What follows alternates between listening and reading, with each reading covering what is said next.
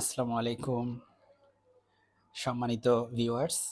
আজকে আমরা বাংলা সাহিত্যের ভ্রমণ কাহিনী নিয়ে আলোচনা করব। আপনারা জানেন যে ৪৭তম বিসিএস সহকারে অন্যান্য বিসিএস পরীক্ষাও গতানুগতিক বেশ কিছু বিসিএস পরীক্ষা আমরা লক্ষ্য করতেছি যে বাংলা সাহিত্যের ভ্রমণ কাহিনী থেকে কোয়েশ্চেন আসতেছে এবং হচ্ছে আমরা অন্যান্য চাকরি পরীক্ষাও দেখতে পাচ্ছি ভ্রমণ কাহিনী খুবই গুরুত্বপূর্ণ এবং বেশ কয়েকবার এখান থেকে প্রশ্ন আসছে এবং ভবিষ্যতে আসবে ইনশাআল্লাহ। তাই আজকে আমরা বাংলা সাহিত্যে যত ভ্রমণ কাহিনী আছে সেগুলাকে একটু কম্পাইল করে চেষ্টা করব আলোচনা করার বা পড়াশোনা করার। আপনাদের সাথে আমিও হয়তো পড়াশোনা করে ফেলবো ইনশাআল্লাহ। বাংলা সাহিত্যের ভ্রমণ কাহিনী আপনারা প্রথমেই দেখতে পাচ্ছেন রবীন্দ্রনাথ ঠাকুর, যিনি হচ্ছে মূলত বাংলা সাহিত্যে ম্যাসাকার তৈরি করে রাখছে। সো এই রবীন্দ্রনাথ ঠাকুর উনি ভ্রমণ সাহিত্যে অবশ্যই সেখানেও সে অগ্রগামী। রাশিয়ার চিঠি, জাপান যাত্রী, জাভা যাত্রীর পথ, ইউরোপ প্রবাসীর পত্র। ইউরোপ বলতে হচ্ছে উনি ইউরোপ নিয়ে যখন তিনি ইউরোপে বেড়াতে গিয়েছিলেন এবং ইউরোপে তিনি দীর্ঘদিন ছিলেন এবং সেই ইউরোপ নিয়ে তার পত্র বা ভ্রমণ কাহিনী। সো রাশিয়াতে জাপান, জাভা হচ্ছে ইন্দোনেশিয়ার একটা দ্বীপ আপনারা জানেন। আর ইউরোপ বাণী, ইউরোপ প্রবাসীর পত্র, এই ৪ টা হচ্ছে শ্রীযুক্ত রবীন্দ্রনাথ ঠাকুরের লেখা। এখন নেক্সট আমরা যাব যে তারাশঙ্কর বন্দ্যোপাধ্যায়ের লেখা মস্কোতে কয়েকদিন। দেখেন, রাশিয়ার চিঠি এটা হচ্ছে রবীন্দ্রনাথ ঠাকুর লিখছে, আর রাশিয়ার রাজধানী মস্কোতে কয়েকদিন এটা হচ্ছে তারাশঙ্কর বন্দ্যোপাধ্যায় লিখছে। আপনারা জানেন যে তারাশঙ্কর বন্দ্যোপাধ্যায়ের একটা খুবই বিখ্যাত উপন্যাস হচ্ছে কবি। সো ওটা আমি কেন বললাম, জাস্ট আমাদের তো চাকরি পরীক্ষার্থী, তাই আমরা হচ্ছে একটা মাথায় আসলে আরেকটা আসলে অটোমেটিকলি মানে বলতে ইচ্ছে করে রিভিশনের জন্য, আর কিছু না। সো এখন দেখেন সৈয়দ মুস্তফা আলী, সেও হচ্ছে ভ্রমণ কাহিনী লেখার ক্ষেত্রে খুবই এক্সপার্ট। সে লিখছে জলে ডাঙ্গায়, সে লিখছে দেশে বিদেশে।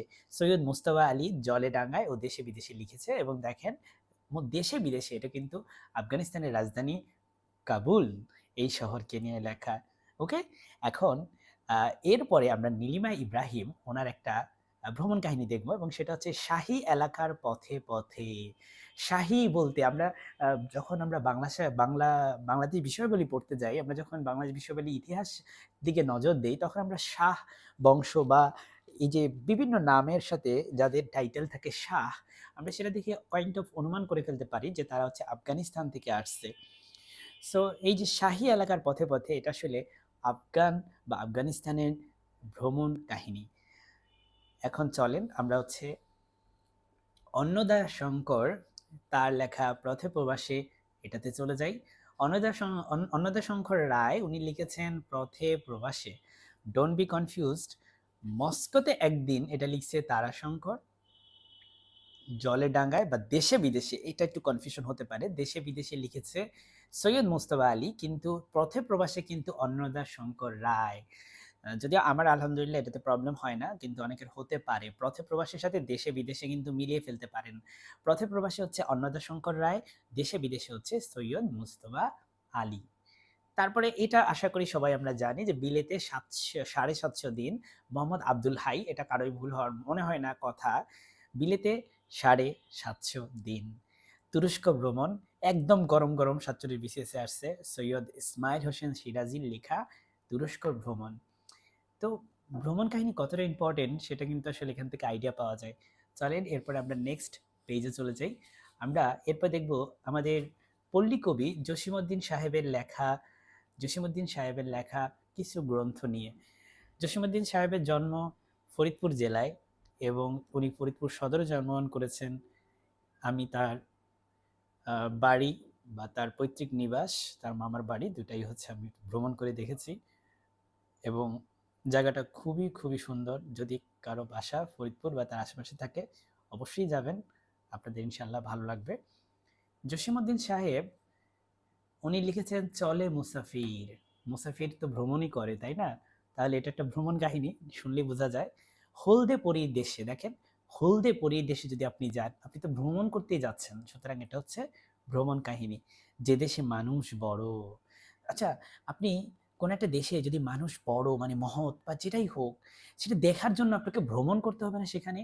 সুতরাং চলে মুসাফির, হলদে পরীর দেশে, যে দেশে মানুষ বড়, এগুলো সবই হচ্ছে ভ্রমণ কাহিনী এবং এগুলো সবই লিখেছে আমাদের পল্লী কবি জসীমউদ্দিন।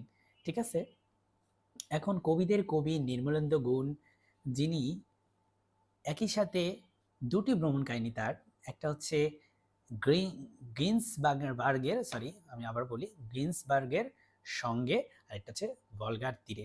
দুটোই কিন্তু আসলে ইউরোপ নিয়ে লেখা। গ্রিন্সবার্গ আর হচ্ছে ভলগার তীরে। ভলগা কিন্তু ইউরোপের একটা নদী, যেটা ইউরোপের অনেকগুলো দেশের উপর দিয়ে গেছে। সো যাই হোক, ভলগার তীরে বা গ্রিন্সবার্গের সঙ্গে এ দুটো হচ্ছে নির্মলেন্দু গুলের লেখা অভিযাত্রিক। অভিযাত্রিক আর কারোই নয়, বাংলা সাহিত্যের সেই জাদুকর, যার লেখা পড়ে আমি প্রায় আবেগ আপ্লুত হয়ে যাই, এবং তার লেখায় আমরা দেখতে পাই বাংলা সাহিত্যে বিশেষ করে বাংলার প্রকৃতির নিদারুণ বর্ণনা। সেই লেখক বিভূতিভূষণ বন্দ্যোপাধ্যায়ের লেখা ভ্রমণ কাহিনী হচ্ছে অভিযাত্রিক। সুতরাং অভিযাত্রিক কে লিখেছেন? লিখেছেন বিভূতিভূষণ বন্দ্যোপাধ্যায়। এরপরে যদি আমরা একটু খেয়াল করি, আরও একটি বই অন্য অন্য পৃথিবী। অন্য পৃথিবী লিখেছেন ফজল শামসুজ্জামান। অন্য পৃথিবী লিখেছেন কে? ফজল শামসুজ্জামান। আমার সাথে সাথে রিপিট করেন, ইনশাল্লাহ আমাদের একসাথে মুখস্থ হয়ে যাবে। ইব্রাহিম কা আসলে এটা মুখস্থ করার বিষয়ও না, এটা হচ্ছে বারবার দেখার বিষয়। বারবার দেখলে এগুলো তর্জা থাকে এবং ভুল হওয়ার সুযোগ কম থাকে। তারপরে আমাদের ইব্রাহিম খা উনি লিখেছেন ইস্তাম্বুল যাত্রীর পত্র। খেয়াল করেন, ইতে ইস্তাম্বুল, ইতে ইব্রাহিম। নয়া চীনে এক চক্কর, নয়া চীনে এক চক্কর আর পাকিস্তানের পথে ঘাটে। এই তিনটি লিখেছেন ইব্রাহিম খা। ইস্তাম্বুল যাত্রীর পত্র, নয়া চীনে এক চক্কর, পাকিস্তানের পথে ঘাটে। তারপরে সোফিয়া কামাল উনি লিখেছেন সোভিয়েতের দিনগুলো। উনি লিখেছেন সোভিয়েতের দিনগুলো। আর আমরা জানি যে বিনয় কৃষ্ণ উনি দৃষ্টিপাতই লিখবেন, কারণ ওনার ছদ্মনাম কি ছিল? যাই হোক, দৃষ্টিপাত লিখেছেন বিনয় কৃষ্ণ মুখোপাধ্যায়। সো আমরা যদি একটু রিক্যাপ করি তাহলে রিক্যাপ করা সবসময় ভালো, ঠিক আছে? বাংলা সাহিত্যের ভ্রমণ কাহিনী রবীন্দ্রনাথ ঠাকুরের লেখা হচ্ছে রাশিয়ার চিঠি, জাপান যাত্রী, জাভা যাত্রীর পথ, ইউরোপ প্রবাসীর পত্র। আর তারাশঙ্কর বন্দ্যোপাধ্যায় লিখেছেন মস্কোতে কয়েকদিন। সৈয়দ মুস্তফা আলী উনি লিখেছেন জলে ডাঙ্গায় এবং দেশে বিদেশে। নীলিমা ইব্রাহিম লিখেছে শাহী এলাকার পথে পথে। অন্নদাশঙ্কর রায় লিখেছেন পথে প্রবাসে। মোহাম্মদ আব্দুল হাইয়ের লেখা বিলেতে ৭৫০ দিন। আর সৈয়দ ইসমাইল হোসেন সিরাজির লেখা তুরস্ক ভ্রমণ। এরপরে আমরা দেখতে পাই বাংলা সাহিত্যের পল্লী কবি জসীমউদ্দিনের লেখা চলে মুসাফির, হলদে পরীর দেশে, যে দেশে মানুষ বড়। নিম্নানন্দ গুণের লেখা গ্রিন্সবার্গের সঙ্গে, ভলগার তীরে। বিভূতিভূষণ বন্দ্যোপাধ্যায়ের লেখা অভিযাত্রিক। ফজল শামসুদ্দিনের লেখা অন্য পৃথিবী। ইব্রাহিম খান লেখা ইস্তাম্বুল যাত্রীর পত্র, নয়া চীনে এক চক্কর, পাকিস্তানের পথে ঘাটে।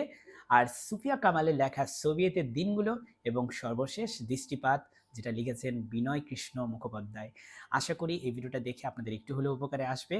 আসসালামু আলাইকুম।